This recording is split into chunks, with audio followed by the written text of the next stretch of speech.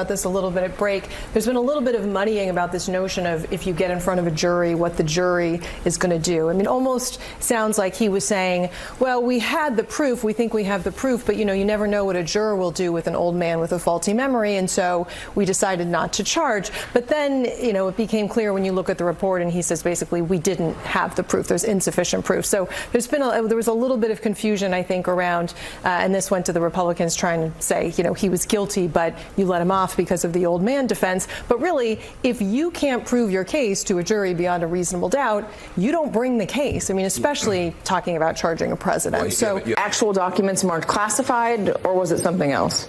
So there's a fundamental disagreement, and this is apparent when you read through the transcript, between the president's lawyers, and the special counsel about whether the notebooks that Biden took notes in throughout his vice presidency. We have every reason to believe he's continuing to take notes as president, similar to a diary, but not exactly like them, whether those represented classified materials. The president maintains very clearly and forcefully during this interview that those were not classified. Now, during the interview, when Biden is asked by the special counsel whether what he meant when he is, and there's audio to support this, he tells Mark Zwanitzer, who worked with him to write that book, that he just found all this classified information downstairs.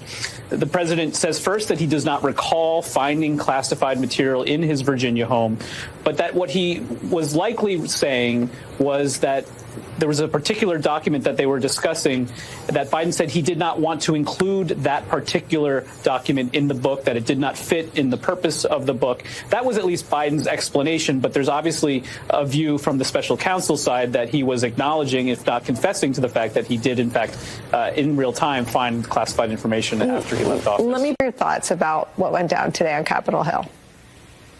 Well, Jim Comey started this by characterizing a decision that in the history of the Justice Department, at least the modern Justice Department I'm familiar with, and I know Andrew's familiar with, you don't make your own opinions and comments when you've made a decision not to file criminal charges. You're playing with people's lives here. I don't care if you're Joe Schmo or you're Joe Biden.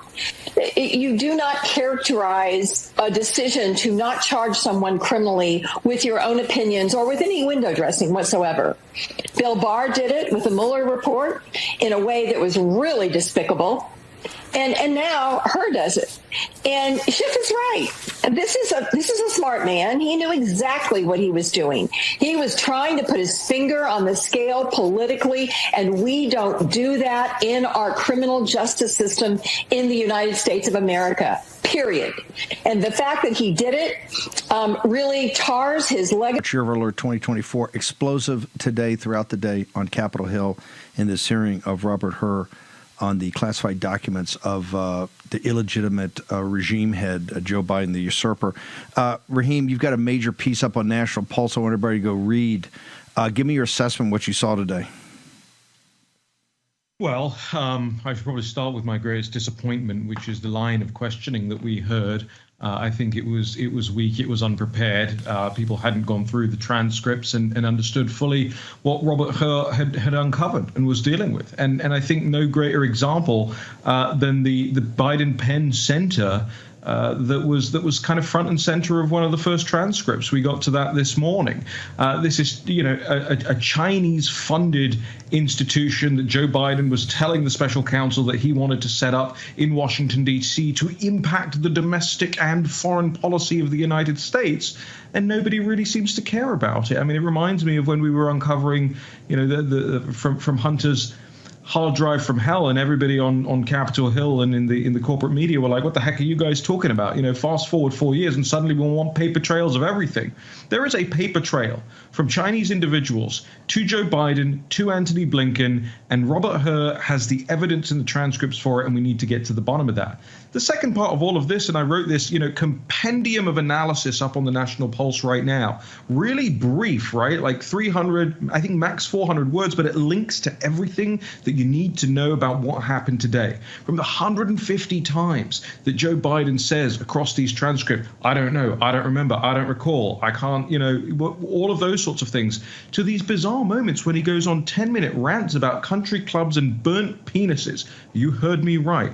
There were so many things in this transcript that was provided to people that they could have pulled on the strings of, that I just didn't hear that level of intensity, that level of information coming out on Capitol Hill here today. And I think, frankly, it was a bit of a missed opportunity for Republicans.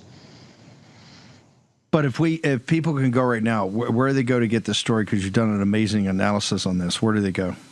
Yeah, thenationalpulse.com. It's up there on the homepage. It's stay there in the left-hand sidebar all evening, all afternoon. And critically, don't just read this thing. Send it to other people and send it to your representatives. Here is all the evidence they need, and it's all cited and sourced. This isn't commentary. It's not op-ed. It's not pie in the sky. It's not what if. It's not rhetorical. This is detail. This is reality.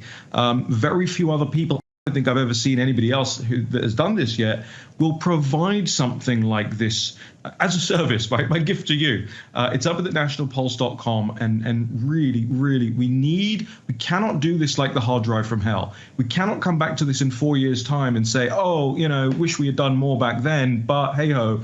They should have been asking questions about the 25th Amendment. They should have been saying to Rob, everything you lay out here, everything this guy's been saying, all of the things that are in this transcript points to the fact that this guy is not capable to have the nuclear codes, not capable to run the country. Would you agree with that or not? Instead, it was all this kind of like hubba stuff.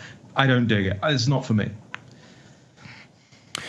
Raheem, fantastic. We'll send everybody over to the site right now. Appreciate you stepping away and doing this. Thank you, Steve. Cheers. Last minute. Amazing over at the National Pulse. Go check it out right now. Let's push that. Cash Patel, we got a couple of things. J6, but I got to get your assessment. At 6 o'clock at the top of the hour, I'm going to play some of the clips from today. I'll have a little more time. We're jammed in a 5 hour. I'll play that and I'll give some commentary. Overall, Cash, your thinking?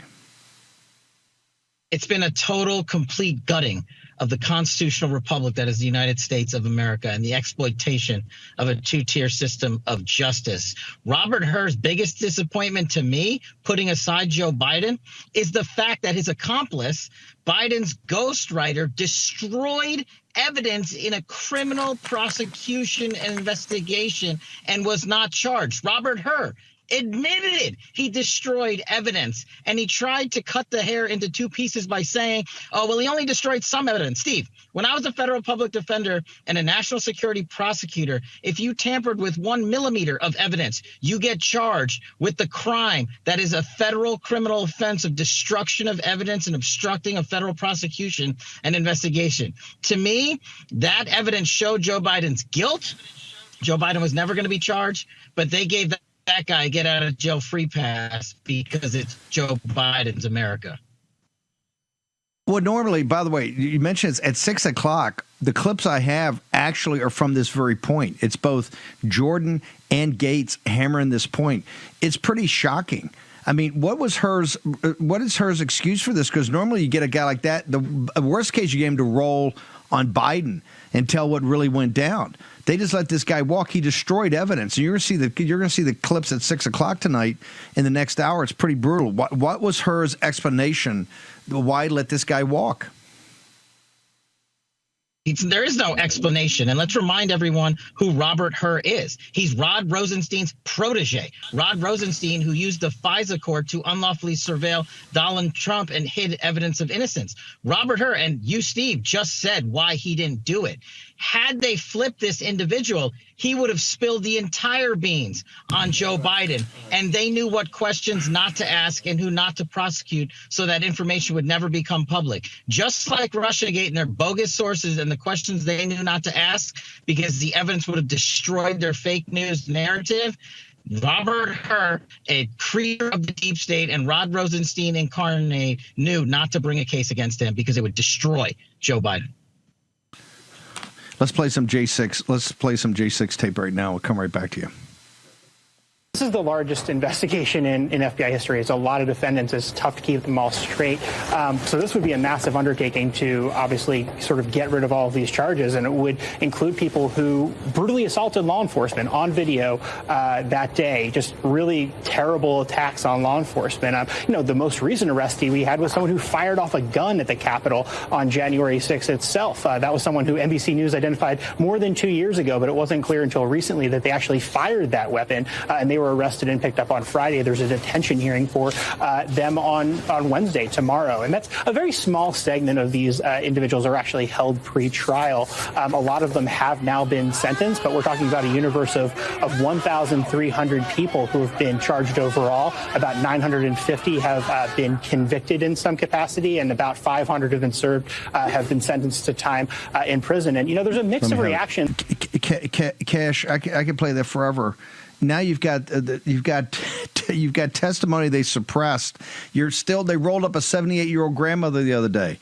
What the hell's going on here with J6, and why is the House not putting their foot down on this thing?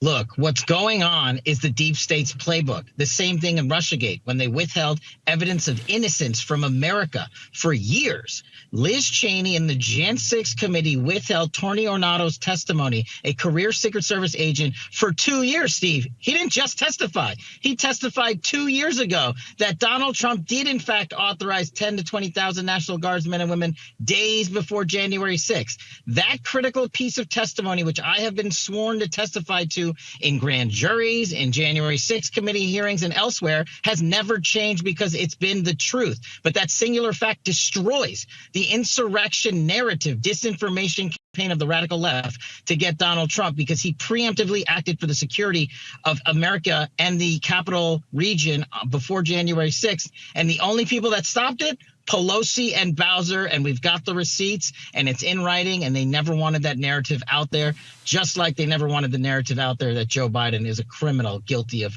holding and possessing classified documents. Can you hang on for 1 second, Cash? I'm going to take a short commercial break, and I want to come back to this.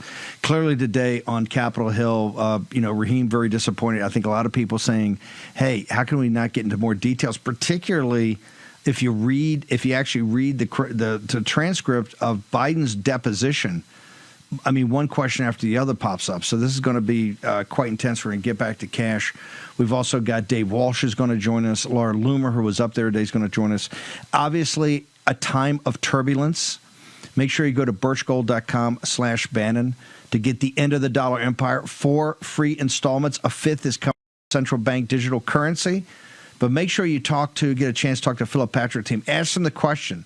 Hey, all this thing about the prime reserve currency, why are the central banks of every major power in the global south, the BRICS nations, why are they buying gold at record rates when the Federal Reserve is working on a central bank digital currency? Have Philip Patrick and the team explain that to you.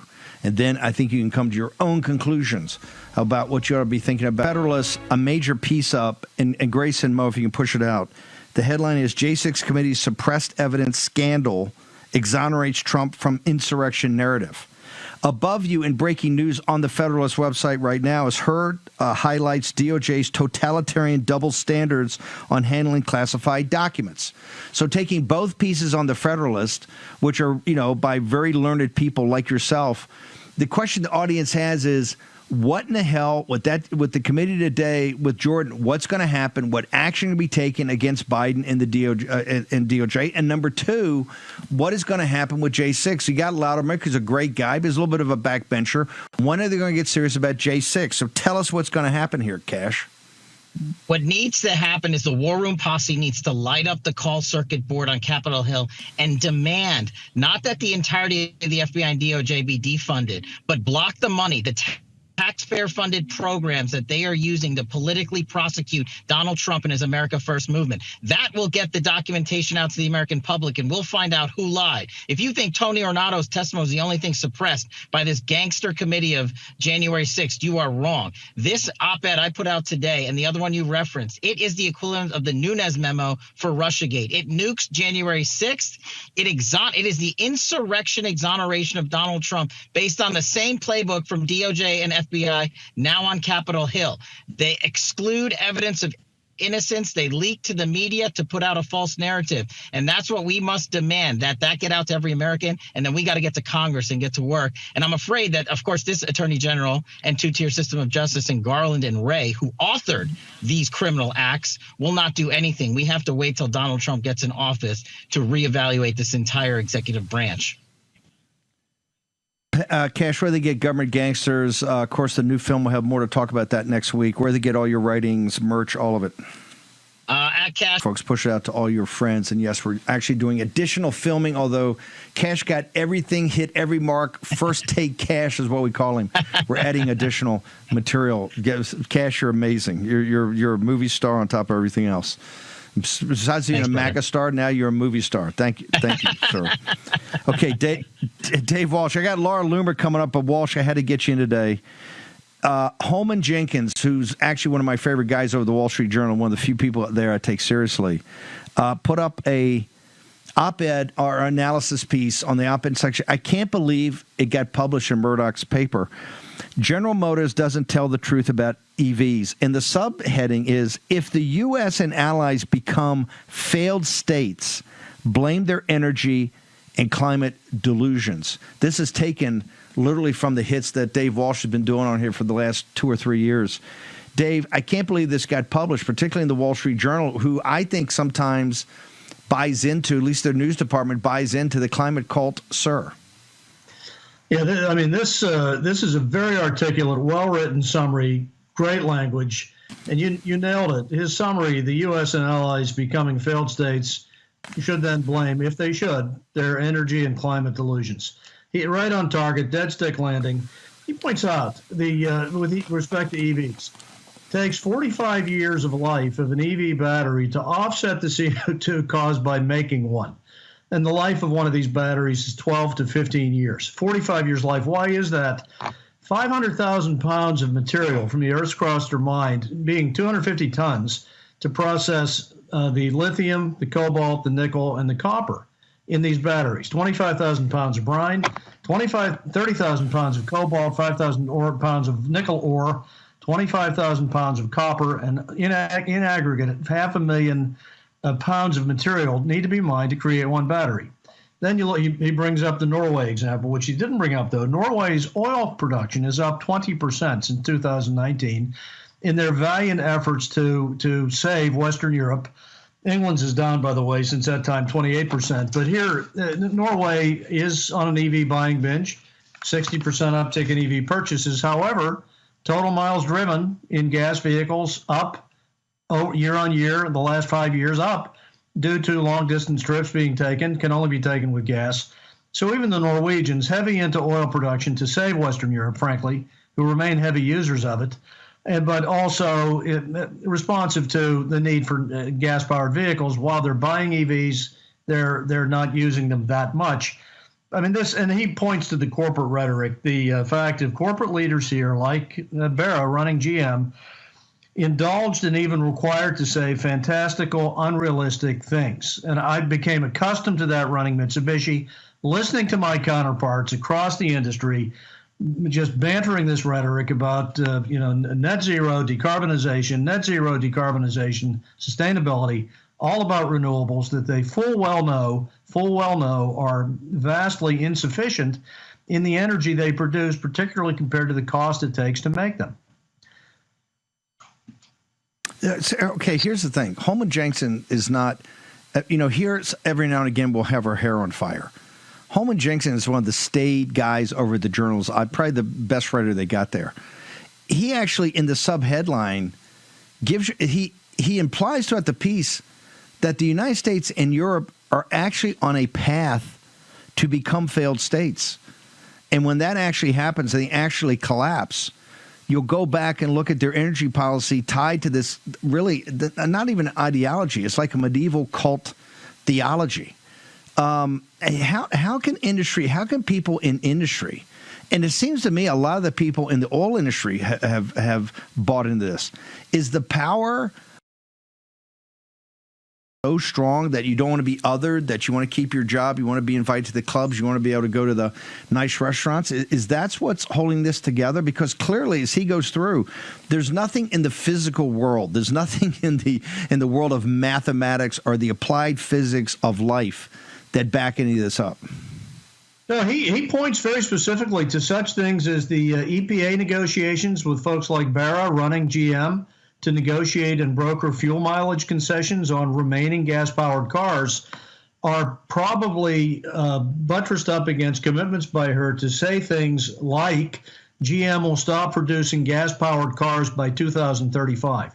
That in exchange for commitments to make rhetoric like that by her, she would arguably accept concessions that she's proposing for at least prolonging the life of trucks and SUVs with somewhat relaxed mileage standards compared to what the EPA really wants to do. Because I saw this across the power industry, utilities and OEMs alike in the power generation industry, using all of this rhetoric, all of these pom-poms, and full well knowing that this variant of renewable energy, this isn't about EVs, I've switched to renewable energy, is simply not viable. This equipment was known 40 years ago when it became a little bit popular to be very part-time, very opportunistically able to harvest little bits of energy at a time.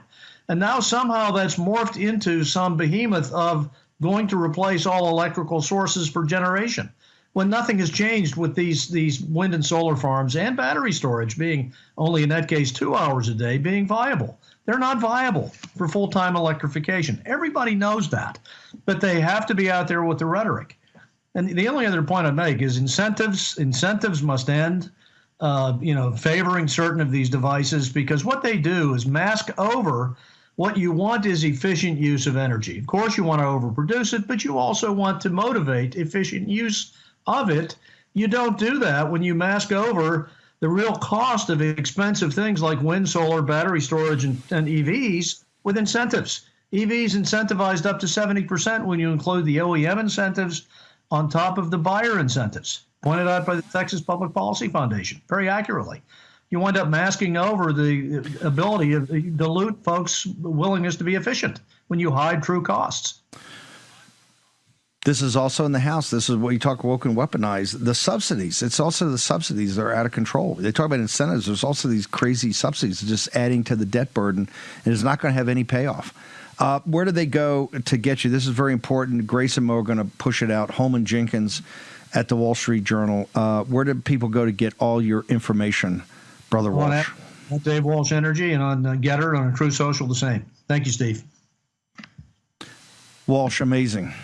Okay, when the Wall Street Journal, when Holman Jenkins, who's a very staid, kind of a brilliant one of their writers over there, when he writes a piece and says, if, and it's not a big if the United States and Europe become failed states, that tells you about the managed decline. That gets back to the managed decline of our country by our elites. They're the ones that have bought into this fairy tale. They're the ones that believe the cult ideology of climate change. It's a cult ideology, not backed up by any set of mathematics or anything in the physical world. Okay, and now it's kind of an ideology. It's like a medieval theology, and it's pushed nonstop. It's driving this country into the ground, because if you don't have a rational energy policy, you can't build the business model of an advanced industrial and post-industrial economy, society, and culture. This is one of the reasons. Go to Birch Gold right now. If you don't think the writing's on the wall, look at Biden. Biden just put up a $7.3 trillion, just in your face, $7.3 trillion budget that has a 1.8, in his best case, a $1.8 trillion deficit. What's the over and under on this? Okay, it's going to be a $2.5 to $3 trillion deficit. We've called all the deficit stuff right, and when he puts out that, if it gets confirmed or approved, and people say, "Well, Steve, you got a Republican House," it can't be. We just are working through a Nancy Pelosi budget plus $30 billion. So don't tell me you can't. Fair, sir. Does Joe Biden have the mental capability necessary to serve as POTUS?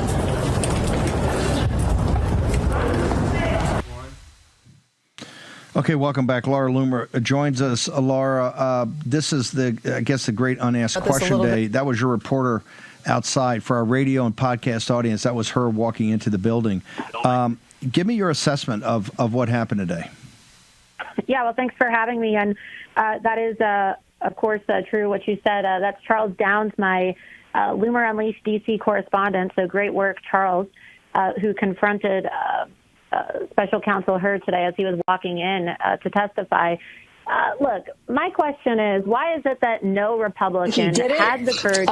Really tars his legacy. Special Counsel Hurd came to the conclusion in his report that Joe Biden was not mentally competent to testify. He's not mentally competent to testify because he has some kind of a brain issue or some kind of a memory lapse, or he's an old man, right? An old doting man with good intentions, as Special Counsel Hurd maybe naively described him as. Isn't the next question, well, if he's too mentally unfit to testify, does that mean that he's too mentally unfit to be president of the United States? Would you recommend, based off of your interview with Joe Biden, Special Counsel, recommend that Congress invoke the 25th Amendment? Those are the things that are really going to move the dial in this country and help secure an election victory for President Trump. We don't need to be wasting any more time with hearings. We don't need to be wasting any more time with investigations that are not going to go anywhere just so Republicans can have their time on Fox News with their sound bites and their tweets, and the House GOP can have their intern tweet accountability is coming again. I mean, look, we've seen this. We see this every single time the House Republicans have another hearing.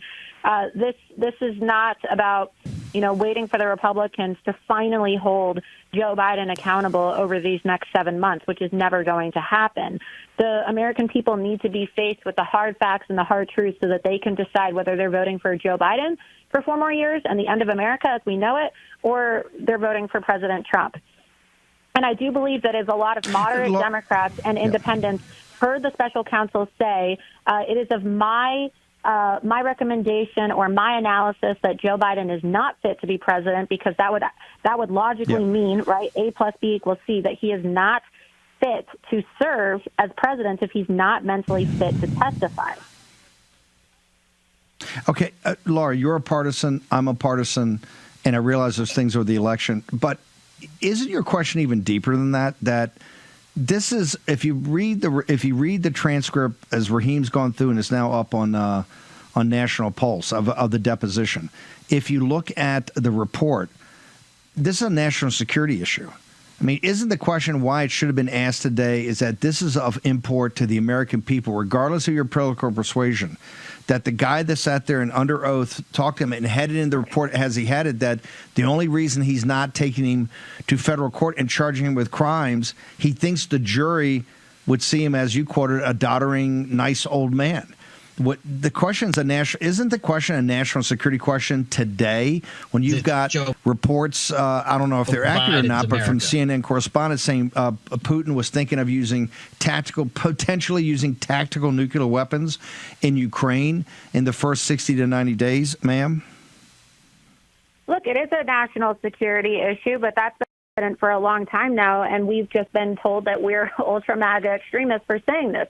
Of course, it's a national security threat when you have an Alzheimer's patient in charge of running our country. It's a national security threat when you have Defense Secretary Lloyd Austin lying to his colleagues and not informing people in the middle of rapid escalations with Iran and Hezbollah and Hamas and in the region of the Middle East, for him to be getting tested for prostate cancer and undergoing emergency surgery. Yes, of course, all of this is a national security issue, which is why it's so important for the House Republicans to further convey the need for the American people to vote for Donald Trump, because it's the end of America as we know it, whether that's with nuclear war or a full-blown communist takeover, Steve. Who knows how we're going to end as a country, how the American empire is eventually going to collapse. But it's going to be a matter of national security, because our adversaries and our enemies are taking advantage of the fact that Joe Biden is literally an Alzheimer's patient. I know you've also been very focused on J6. The revelations over the last 48 hours that Liz Cheney and the J6 committee suppressed meaningful information that was shown Cassie Hutchinson had perjured herself. She was lying.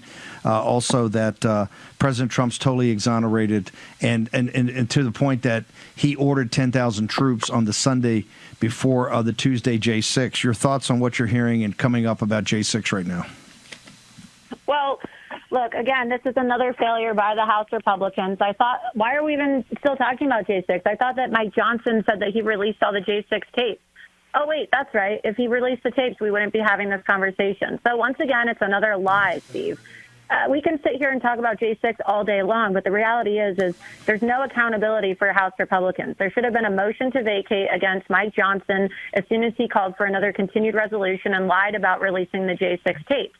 Okay, we have people sitting in prison rotting, and yes, it's great that President Trump released a statement yesterday on Truth Social saying that one of the first things he's going to do is pardon all the J6ers, but that could have been expedited, right? And these legal proceedings for the J6ers could have been expedited if Mike Johnson actually would have kept his word. So again, you know, everybody wants to continue talking about the shifting narrative on J6, but the real question I have is, why do the House Republicans keep dropping the ball?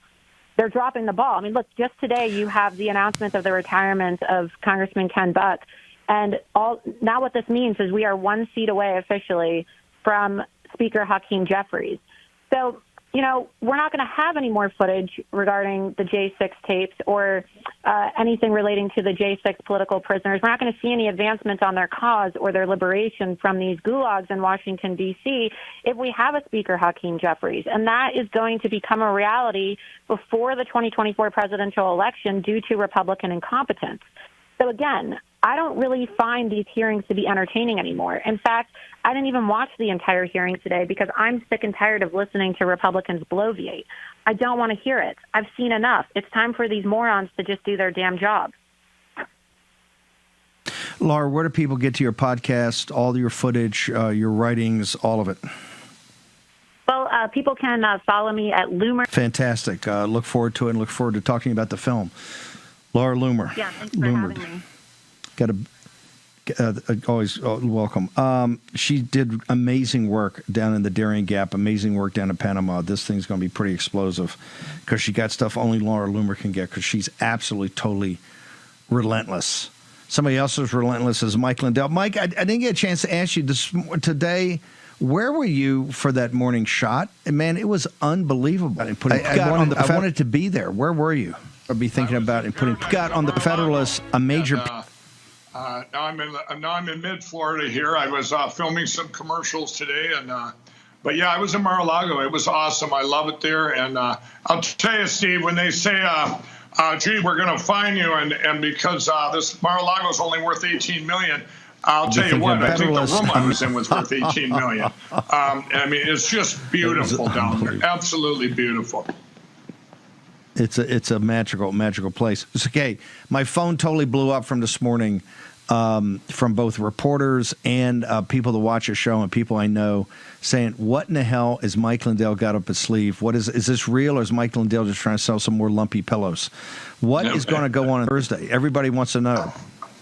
I'm so excited. The Supreme Court case, the lawyers will be turning it in later on Thursday. We were going to do it right on site at the Supreme Court, but they said, no, Mike, it's too risky. It's going to be too dangerous, and we're going to do it this way. So we need everybody's help. Go to LindellPlan.com, you guys, and spread the word everywhere. The evidence we're going to put in this case has never been seen before, and the only reason we're able to do it is because they kicked this case out on standing. Had they not done that, we wouldn't be able to add this new evidence, and it is so explosive. The only thing stopping it is everybody spreading the word, because you're not going to see this on Fox News. You're not going to see it on Newsmax. You're not going to see it on any of these stations because they don't want this out there for some reason. And you know that, and we hope that the media does attack me all week because can't be done. Like the little boy that called Mike Lindell, he's going to bring it to the Supreme Court. It's going to be 9-0. Well, this is real, Steve, and it's really happening on Thursday. And I think the Supreme Court, if they see this evidence, if they look out, the people, we need to wake up and secure our elections. We're like a working third world through a country Nancy with our Pelosi election budget platforms. plus They're disgusting. $30 billion. And, So don't so tell me the it can't time be is here, done. everybody. Very excited. Rupert Murdoch had some of the best lawyers in the country. He had every that has a top $2 to investigative $2.5 firm trillion who wanted to tap into it. He had the whole Fox News apparatus, and he said no mas. And gave them I forget $900 million, which is most people sit there that and has go, a $2 hey, I to hear Mike, $2.5 but trillion man, Murdoch, these are tough guys. They throw nickels around like they're manhole covers, and they wrote him a $800 million check. How come his team couldn't find what you're saying your team found? I believe Fox is in on, Steve. Remember when they called Arizona early, amongst other things? They never came out and asked us for anything, any of the evidence at all. And by the way, everyone out there that you're watching, and even the horrible media that's watching, no judge in the United States has looked at the 2020 election based on the merit of the evidence. Now, this evidence that's going to be presented we didn't have this 3 years ago. We didn't have it 4 months ago. This is all brand new, and this stuff is so easy to understand and is so explosive. This is like on God's timing. This is a blessing of all time. Now, when you talk about Fox, Steve, I don't know what to think of why they would do that, why they never asked anybody for anything. They made this closed-door meeting, and then they fired Tucker. Actually, they keep paying him on a Friday. When they did this $787 million settlement, there's a lot of questions I believe Fox will have to answer down the road. But for now, we need to secure our election platforms. Anybody that was in on all these things, all the corruption out there, we can deal with that later. We have to get our election secure. And those 9 justices, when it comes down to common sense, everybody, look at they just voted 9-0. I believe when they look at this, even if they're corrupt, they won't be able to vote against it. Okay. Hang on a second. Our audience, we're going to go to a short break. Our audience wants to talk deals because they love the deals that you're giving exclusively to them and not to the people at Fox. Not that we're very competitive. Mike, just hang on for a second. And thanks you for telling me it was Mar-a-Lago. You're absolutely correct. How did the guy say it's worth $18 million thing is absolutely amazing. Listen, don't get caught up for your medical needs and your generic drugs or your drugs by the Chinese Communist Party in the supply chain. JaceMedical.com. Dr. Sean and the team